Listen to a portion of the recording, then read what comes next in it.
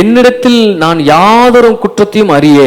பவுல் சொல்றாரு, இந்த சுவிசேஷத்தை நான் பிரசங்கிக்கிறேன், என்கிட்ட எந்த குற்றமும் எனக்கு தெரியல, எந்த பாவமும் எனக்கு தெரியல, ஆகிலும் அதனாலே நான் நீதிமானாகிறதில்லை.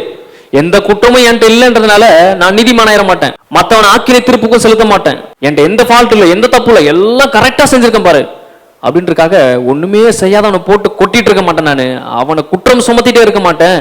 ஆனா நான் உன்னை திங்க் பண்றேன், நான் தேடி பார்த்து எனக்கு எது இல்லைனாலும் என்ன நியாயம் விசாரிக்கிறவர் கர்த்தர். என் பார்வைக்கு நான் ஒருவேளை நீதிமானா தெரியலாம், கர்த்தர் என்ன நியாயம் விசாரிக்கும் போது நான் எப்படி இருப்பேன்னா அவ்வளவு பார்க்கிலும் மோசமானவனா நிற்பேன். அதனாலதான் தாவீது சொல்றான், விலைகளுக்கு என்ன தப்புவியும், குற்றங்களுக்கு தப்புவியும், மறைவான பாவங்களுக்கு தப்புவியும், துணிகரமான பாவங்களுக்கு தப்புவியும், பெரும் பாதகங்களுக்கு என்னை தப்புவியும். ஒருவேளை என் பார்வைக்கு நான் தப்பு செய்யாதவனா இருக்கலாம், ஆனா உங்களுக்கு விரோதமா, மனிதர்களுக்கு விரோதமா ஏதாவது என்கிட்ட இருக்கும் அப்படின்னா நான் உணர்கிற விதமா அதை என்கிட்ட கொண்டு வந்து கொடுங்க, அதை நான் ஏத்துக்கிறேன், மாத்திக்கிறேன் அப்படின்னு சொல்லும் பொழுது தேவனுடைய கிருபை நம் வாழ்வில் கிரியை செய்யறதுக்கு தடையே இல்லாமல் இருக்கும்.